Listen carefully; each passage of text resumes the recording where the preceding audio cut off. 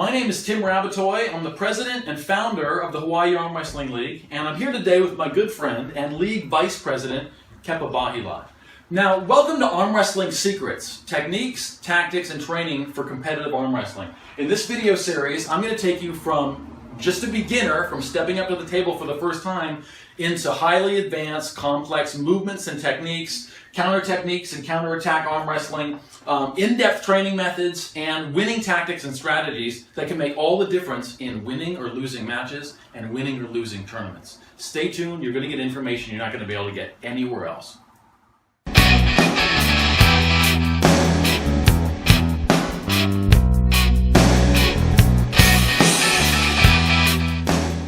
Alright, welcome to arm wrestling terminology here. So it might seem like kind of a funny place to start. We're going to talk about arm wrestling terminology first because all the different movements we're going to cover in this section, including pronation and supination and all those different movements, I'm going to kind of put some of them in anatomical terms, and then other movements like, for instance, dragging. I'm going to talk about arm wrestling terminology that we're going to be using throughout the entire video series. So it makes most sense to cover all those terms we're going to be using so that it's clear for you guys when you go to check in, and you can kind of see as we go. You're going to say, okay, I understand that's pronation, I understand what supination is, because if you hear that and we don't clarify it first, that's going to confuse you more than anything. Okay, so you need to know what those terms are before we kind of move on, and then as far as the arm wrestling terms, you're going to find out all those too.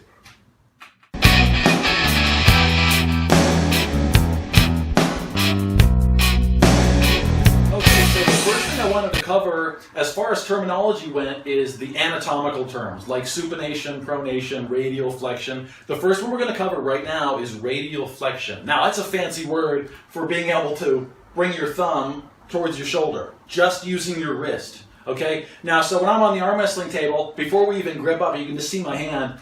As I go to put my arm on here, you're going to need strength here. This is radial flexion. I'm going to be talking about that through the entire video series. You're going to hear me say that again and again. Radial flexion. That means you're going to bring your thumb towards your shoulder as far as possible. So when Kepa and I arm wrestle, the biggest advantage I could have, if I had to pick one thing, if I had to pick one strength on the entire human body, considering this is arm wrestling secrets, right? Considering that, this one tip right here, especially if you're not a competitive tournament arm wrestler. If you're just arm wrestling people at the bar, for instance, or people at the table, this one secret will take you further than anything else, okay? Radial flexion. You're going to get your fingers high. We're going to talk about gripping when we get to the gripping section, okay? So radial flexion, you're essentially doing just that one thing. Let's say you didn't do anything else. Thumb towards you. Your thumb is towards you, so your fingers are higher. Your leverage is vastly improved, okay? So if you can get strong pulling your opponent, or moving your opponent, regardless of the technique you're going to do, if you can keep your thumb towards your shoulder, it's going to be a huge advantage. So radial flexion plays a big part and a big foundational part of a lot of the techniques we're going to cover. So keep that in mind. This is radial flexion, regardless of what position you see it in.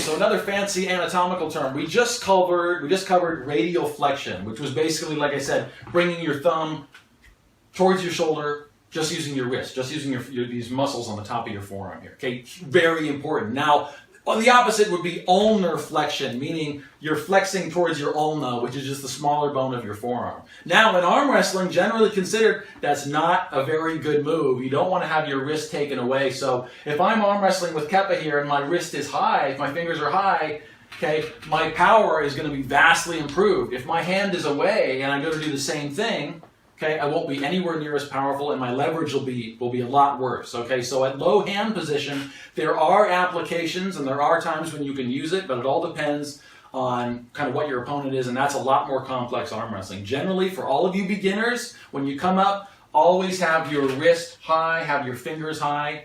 You don't want to have your wrist in an ulnar flexion position, but I wanted you to get that term because it's the opposite of radial flexion. So we'll go on to the next one.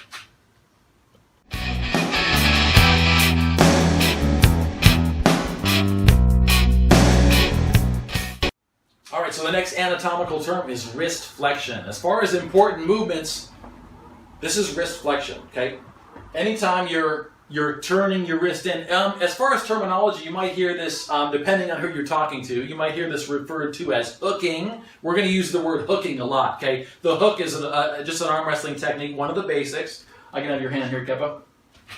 So this would be a basic hook, right? If I'm turning my wrist in, and we're going to cover hooking very, very in depth. So this is just a quick touch. But this is wrist flexion. Wrist flexion, okay? I'm flexing the muscles of the interior of my forearm, okay? And I'm bringing his hand in here. Now, I could be doing wrist flexion there. I could be doing wrist flexion from a posted position, okay? I could be doing wrist flexion from a shoulder press position, okay?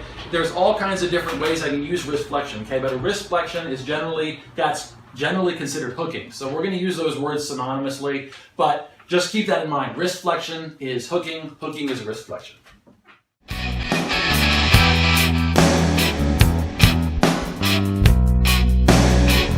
Okay, so now we just covered wrist flexion, the hooking position, wrist flexion, okay? Let's cover the opposite, wrist extension. So wrist extension would be this, okay? So wrist flexion, we're cupping, hooking, we're turning the wrist in, okay? Wrist extension is the opposite, coming out, okay? So on the arm wrestling table, just by myself here, I'd be bringing my hand the other way, okay? So if I was doing wrist flexion from this position, wrist flexion, okay?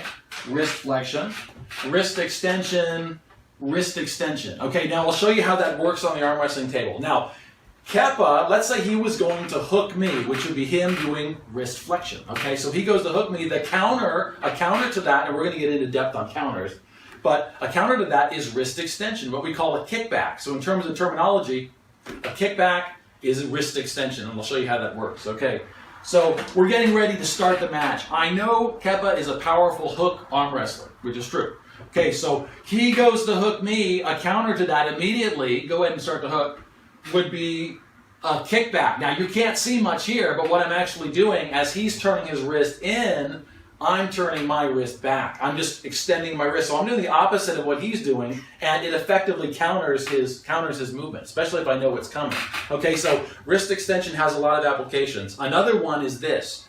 Okay, once again, Kepa and I are here. He starts to take me over here. My wrist gets pulled back. Now, generally considered, that's not a good position to get your wrist pushed back this way. But if your wrist is extended, there are arm wrestlers and there are techniques that you can use to win from this position. So even though your wrist is taken, okay, you can press from here, okay, so you can get your shoulder in behind your hand, even though the wrist is totally pressed back, okay, and you can bring your power to bear on his wrist. So the hand and wrist is pretty much taken out of it. You can just use all this power here, press right down into the hand, even though your wrist is extended. So, as I say, it's generally considered not good to get your wrist pressed back, but that doesn't mean it's a disaster, especially depending on what technique you're using. So, that's wrist extension.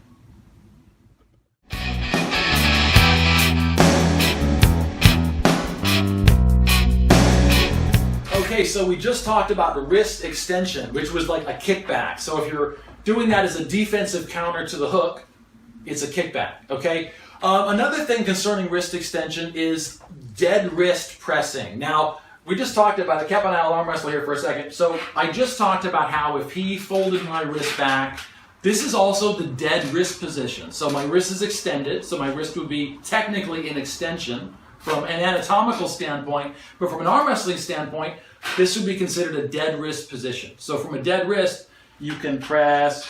There's lots of different options you have in a dead wrist position. So that also works in the strap. We're going to cover that later. Okay, dead wrist pressing can also be even more effective when you're in the strap. We'll talk about that later, but that's dead wrist position or dead wrist press.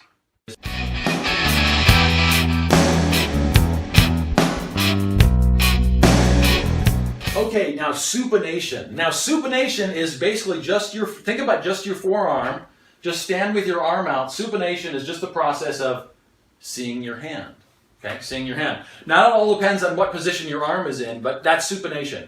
The turning over of your palm. Now we just talked about hooking, and we've kind of been talking about wrist flexion. When you're doing a hook, and I'll just do this by myself. When you're doing a hook, you're actually supinating your arm at the same time. So wrist flexion, so the wrist is flexing, the forearm is supinating. Now, not obviously to the point where you're seeing your total hand, okay, but supinating to a certain degree. So that's an important understanding. Supination is the turning over of your hand. We're going to cover the opposite right here.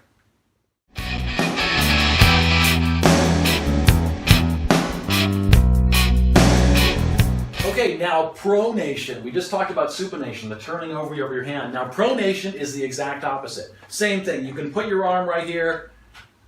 If you turn your hand, your palm towards the ground, you're pronating. Okay, obviously from an arm wrestling perspective, it's going to look like this. Okay, so without getting too fancy here, if my arm's on the table, if I'm pronating, okay, I'm going to keep my hand turned this way. I can't turn my arm any further that way, so I'm fully pronated, okay? If I was arm wrestling with Kepa and I was doing the top roll, like a traditional top roll, which we're going to cover in depth as well, the whole time I'm pronating, and so we'll show you what that looks like. So we're here. If I'm pronating, I'm basically trying to come over the top of his hand and pin. So, without getting too fancy, we're going to cover top rolls in a minute. That's a top roll. Anytime you're pronating and coming over the top of someone's hand, as opposed to the hook, which we talked about, where you're supinating and bringing the competitor down. So they're actually two totally opposite movements. So pronation, coming up and over, regardless of what position you're in. Anytime you're twisting, bringing the hand over, that's pronation. Really important.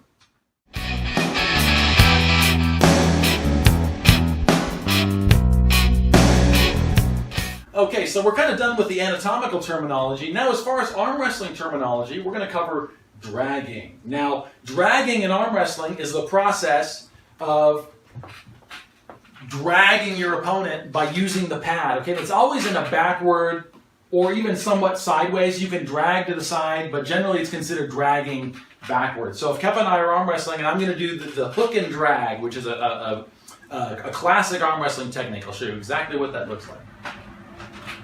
I'm going to start with my arm at the front of the pad, okay, and I'll show you why. If I'm going to do the hook and drag, it's going to look like this. I'm here, I'm at the table.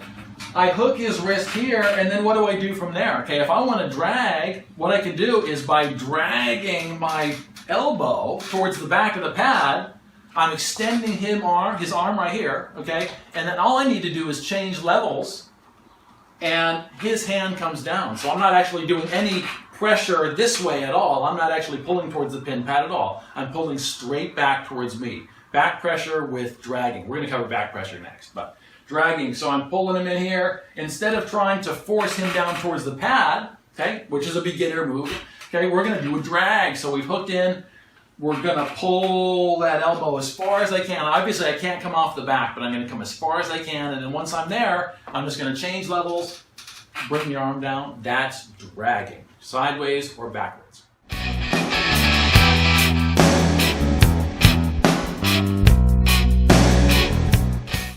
Okay, so let's talk a little bit about pressures. Now, the first one we're going to cover is probably the most common term you're going to hear for arm wrestling is back pressure, okay? Something that everybody needs to understand about fundamental arm wrestling. So with back pressure, I'll just show you with my arm here. Back pressure would basically be any pressure or any force, I should say, that you're creating towards yourself, okay? Whether that be just this way, which we talked about the radial flexion, okay, that's more wrist-oriented, but as far as back pressure is concerned, if you're pulling your opponent up this way, that's back pressure, okay? If you're dragging and pulling your arm towards you, that's also back pressure. So when someone talks about having strong back pressure, that's their ability to pull. That's their ability to pull their opponent. So what I'm going to do, Kepa and I will just arm wrestle right here. Our hands are just kind of in the front of the table. If I was going to show you back pressure without doing anything fancy with my wrist, okay, back pressure would just look like this. It's basically me pulling him either up and back this way with my forearm, or at the same time pulling and dragging. So we covered dragging. Dragging is the elbow move, moving on the pad. That's dragging, but at the same time, I'm producing back pressure by dragging. So hopefully that makes sense. Okay, so the drag is the physical movement of the arm. The back pressure is the direction of the force coming back towards me.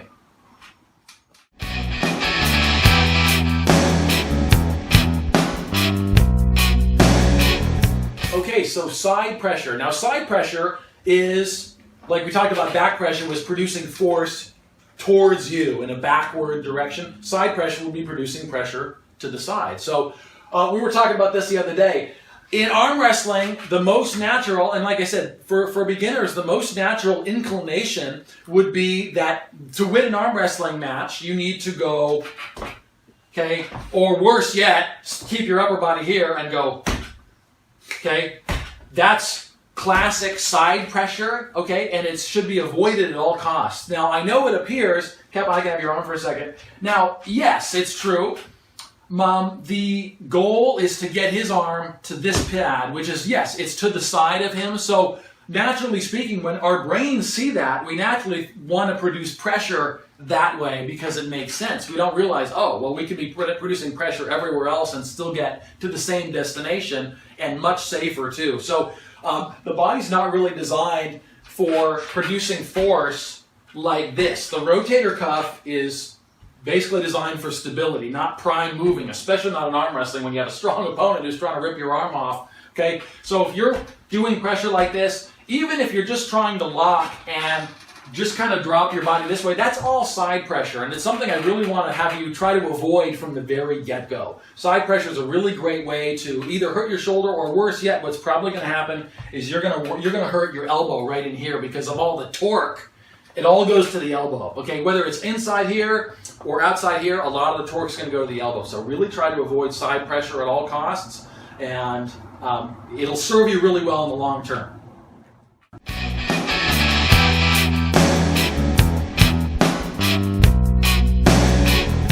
Okay, so speaking of pressures, now we're going to talk about upward pressure. Now, I talked about radial flexion. That was one of the first things we talked about, was radial flexion. So just by myself here, radial flexion, like we mentioned, is bringing your thumb up this way, okay? It's also a way to produce upward pressure, okay? You can also produce some upward pressure with your shoulder here. Now, we talked about how for an elbow foul, if somebody's elbow comes off, it's a foul and the match gets stopped. But that doesn't mean you can't produce pressure up into his fingers that will make him feel like his arm's going to come off, because that's going to make him have to struggle to keep it down by putting force upwards into the hands, kind of in a direction upwards, or at least kind of up towards you. That's kind of an upward pressure, okay, as opposed to a back pressure, which is more pressure right through here. Okay, think more of up pressure as being kind of up towards you, kind of up through your face, or up over your head. Upward pressure. There's a lot of different techniques that we'll cover later on that have a lot to do with upward pressure. So you're going to hear me say that from time to time, produce a little upward pressure here or there. That's all that means, is producing pressure upward right through this area, right up into the fingers right here. Okay.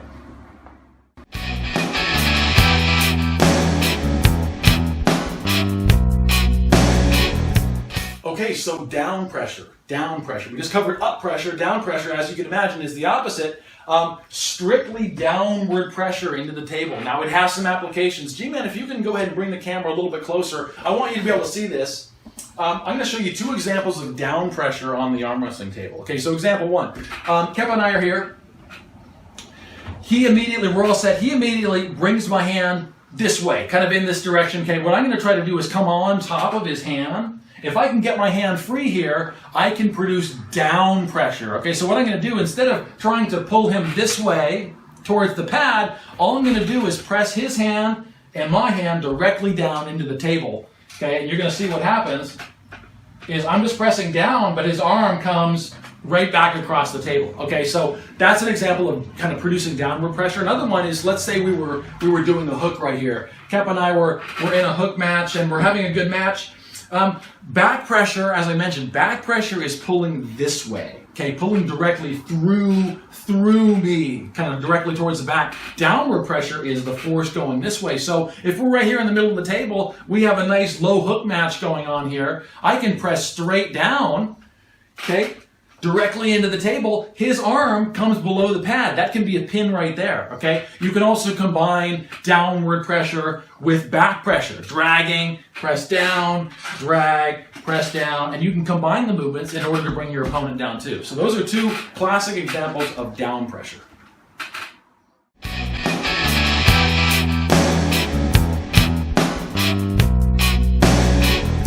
Okay, now forward pressure. Now forward pressure, think of it this way. Any type of movement where I'm coming forward on the pad. So dragging we talked about as being pulling your elbow back towards you, okay? As far as bringing your elbow the other way, okay, that's also a tactic, okay? Just consider that pressing, okay? So there's a movement called the press in arm wrestling, but there's so many different types of presses, and we're going to cover a lot of different kinds of presses. But think of it this way. Anytime I say press forward or press your arm forward, that's just the act of either pressing into your opponent. So if I could have your arm just for a second, Kepa.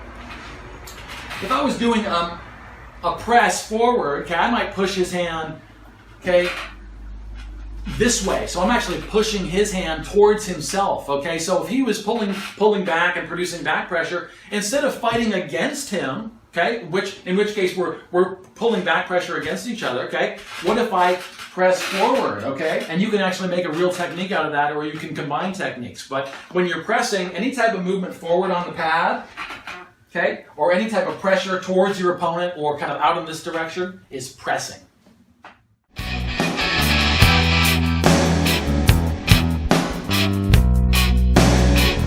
Okay, another term here is when you hear the term like a strap match, okay, when two arm wrestlers have to have a strap match, or the straps, okay, all that means is this, okay, arm wrestling straps. So when two opponents come apart, Kepa and I are arm wrestling here, this is really common, okay? We come apart, as we're pulling, we slip, okay? What happens then, you don't get restarted, you actually go into the arm wrestling strap. So if you slip apart, we'll go ahead and demonstrate for the camera here quickly. Our hands are going to be open. Okay, the buckle's going to be here on his wrist, okay? And since the buckle's on his wrist, and I demonstrate this in the rules too, if the buckle's on his wrist, that means the strap goes around his arm first, okay? So we're here first. It wants to stay close. You want to keep it close to his hand, okay? So it shouldn't be way down his arm. Okay, then it comes up around my wrist. And in the competition, as you probably know, the ref's going to be doing this. So you're not going to be doing it on your own. It's a little bit time-consuming to do on your own, but I wanted you to see it. Through the back buckle and then down through the front buckle. I wanted you to see it so you kind of know what to expect here, and you can see what I mean by strap match. You see how it all works.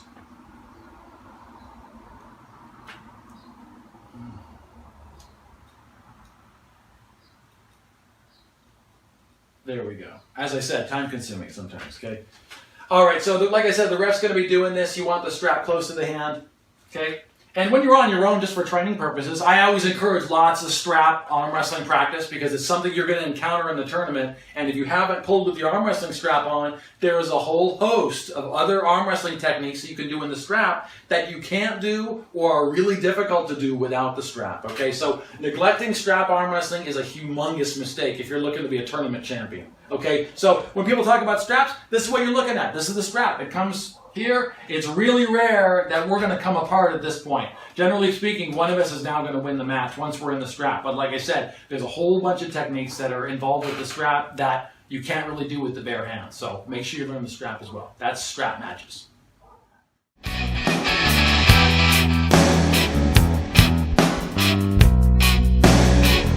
Another term you're going to hear is gripping up. So when you come to the table, when both of you come to the table after you shake hands, the ref might say grip up. Okay, so all that means is you're going to take a grip, a fair grip. Okay, so when Kepa and I come up to the table, we're going to cover gripping in its own section. So don't worry about that right now. But when we come up to the table, when the referee says grip, it's our responsibility to get a good position at the table, make sure you're comfortable, and then make sure you get a fair grip and a grip that's going to give you your maximum advantage over your opponent. Okay, so that could be covering your thumb or moving your fingers to a different position on the hand. Like I said, we're going to get into that type of complexity, but that's the main thing to understand is when you're gripping up, that's your responsibility, is try to get a fair grip so you're not covering your opponent's middle thumb knuckle, okay, that first thumb knuckle, okay? You're not hooked in, your wrist isn't in any type of wrist extension or wrist flexion or ulnar flexion or radial flexion. All of those are illegal to start with. It should be neutral, okay? Neutral and not covering that top thumb knuckle, okay? So that's a fair grip.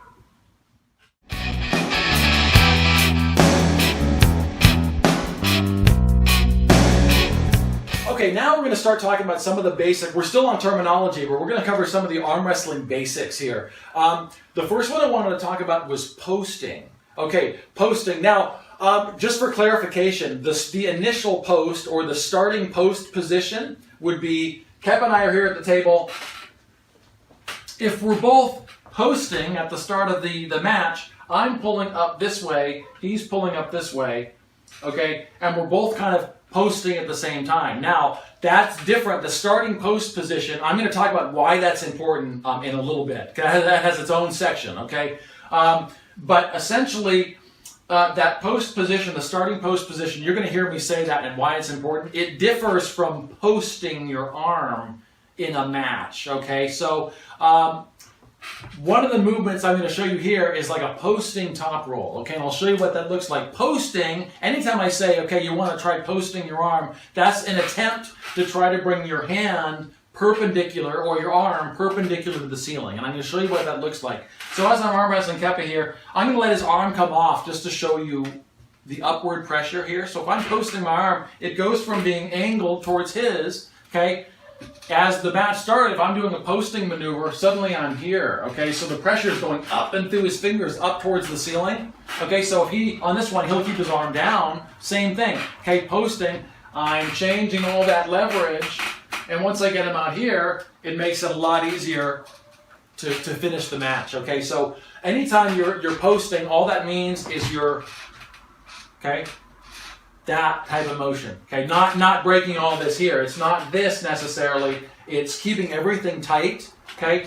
And trying to bring your tricep towards the pad. So when you're posting, it's any type of position like that. So also, let's say Kepa was going to press me towards the pad. And G-Man, you can bring the camera, swivel it right in here, and I'll show you what I mean. Okay, so once again, just for clarification, Kepa's going to press me. He's coming out this way. Okay, so my defense for that is to post, okay, and come up high onto his hand here, kind of an outside post, okay? But that's my defense. So as you can see, there's applications for the post, offensive and defensive. So when you hear me talk about posting, it's just an attempt, even if it's defensive. He's bringing me here. My defense is to come up into a post position with my arm. Even if my hand's not straight up like this, it's out on top of his hand, but it's still a posted position of the forearm, okay?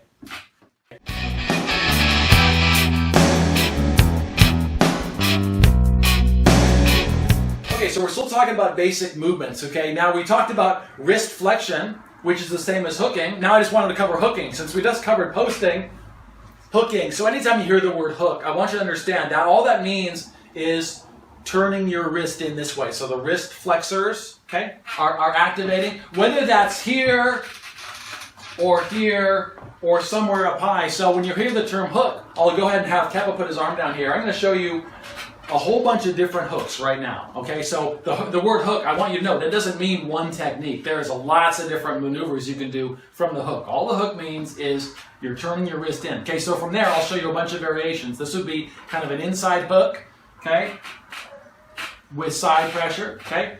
Low hook, so I'm going to hook him a little bit lower here. Hook with back pressure, hook and drag like I showed you before, dragging directly back, okay? Center hook with downward pressure, okay? That's a pin right there, okay? Inside outside hook, okay? So I'm going to hook in here, kind of low, drag all the way down. Okay, inside hook with an inside shoulder press. Okay, so once again, a hook. This time you're getting behind your shoulder, okay, and you're pressing down. So just remember when you hear the word hook, that might have a lot of different applications, but you're going to hear it a lot in this video as we move along.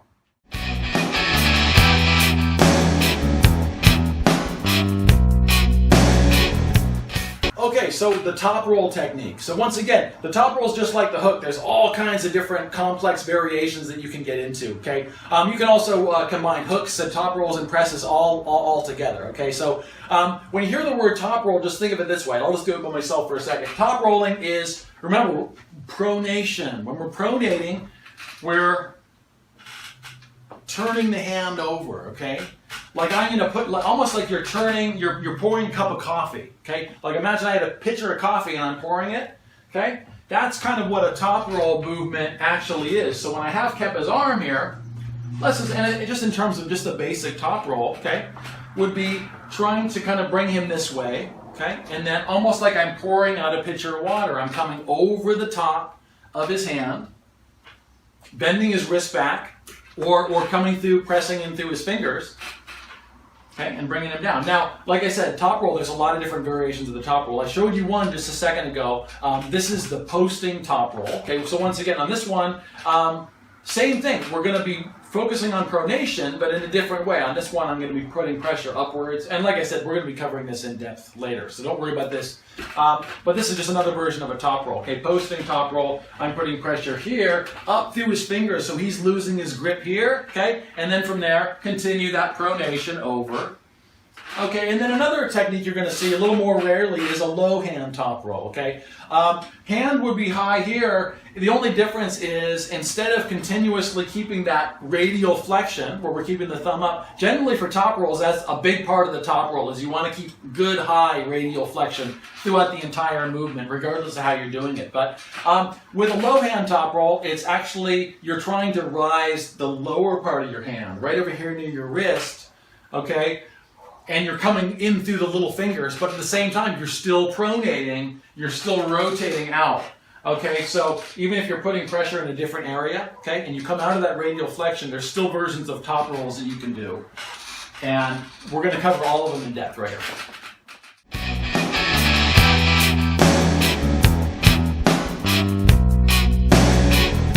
As far as basic arm wrestling movements, offensive basic arm wrestling movements, a pressing movement would be kind of the last one I wanted to cover. Okay, so pressing movement, I'll just show you about myself here. Pressing movement would be the match starts, instead of doing any kind of back pressure or sideward pressure or a top rolling type pressure, I'm actually going to produce force directly towards my opponent, directly towards Kepa here. So with pressing, I'll go ahead and have your hand here. With pressing, the technique is pretty much the same. You're still trying to get your opponent to the pin pad, except you're pressing out through this way. So at the start of the match, I would try to come out, and that can be done with a dead wrist. That can be a dead wrist press, okay? A press can be done behind your arm. A press can be done from a hook, okay? So you could be hooked in here and press, okay? Your wrist could be bent back, and you could press, okay? So there's lots of different ways to press. It also is a nice technique you can use at a certain point in the match to break things up. So if you're going backwards, you can also press in to try to break someone's grip, okay? And then you can return right back to that initial movement. So pressing is a very important fundamental to understand.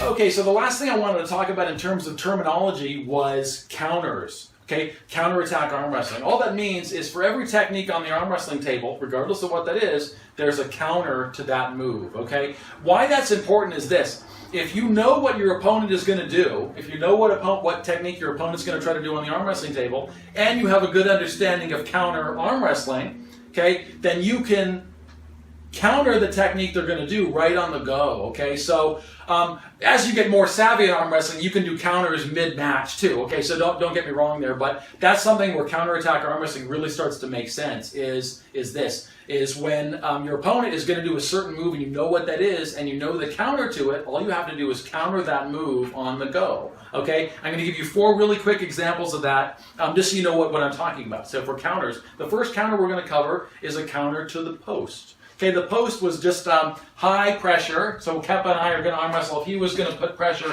up through my fingers here, how would I counter that? And I'll show you how, okay? So he's there, he's going to put pressure high into my fingers. Now, we're going to do a separate section on the post position because it dictates the flow of the match. The person with the stronger post, the other person has to adjust to them. We'll go into depth on that, but here's the point. As Kepa is putting high pressure into my fingers, the mistake would be me doing the opposite, me pulling back and trying to do the same thing to him, okay? What I'm going to do is counter his move. So he's putting pressure up high. I can tell all of his force is going that way. He's producing all back pressure, okay? So to counter that, what I'm going to do is press. Okay, so on the go, the ref says, well, you know, ready, don't move, go. He's pulling this way. I'm going to press towards him, get behind my shoulder, and I'm just going to go right with him. So as he's pulling this way, I'm just countering by going right along with him. Okay, and like I said, we're going to cover counters really totally in depth, but I want to give you a few more examples right here. Counter to the hook. Okay, so as Kepa goes to hook me, you're going to notice a lot of guys in arm wrestling matches are great at doing the hook because it is simple. But that's the only move they know how to do. Once they get it, they're pretty strong and they can beat you. But if you know the counter to the hook, you can beat them without them even having a chance. Okay, so we'll show you an example of what that's going to look like. A lot of times when people really want to set a hook, they'll actually come across the table. They'll come towards you in order to secure that hook. Okay, so a counter to that type of movement, okay, is a high posting hook of your own. So we'll show you what that looks like. Kepa's going to try to hook me, and we'll just do this kind of slow motion, right? As he's hooking in, his movement's going to come here. As he's hooking in, I'm turning my palm down and coming up into a post position. So my forearm's perpendicular to the ceiling, okay? And then just changing levels and coming down. So as he's coming towards me, I'm not doing the opposite of what he's doing. I'm just going with his momentum. He's pressing into me, trying to get his hook, okay? At the same exact time, I'm hooking on my own, posting and coming down. So you can see how that would work. At light speed in a match, the ref says, don't move, go, and boom. It can all work almost like one move, and that's a counter. Your opponent won't even know what hit him.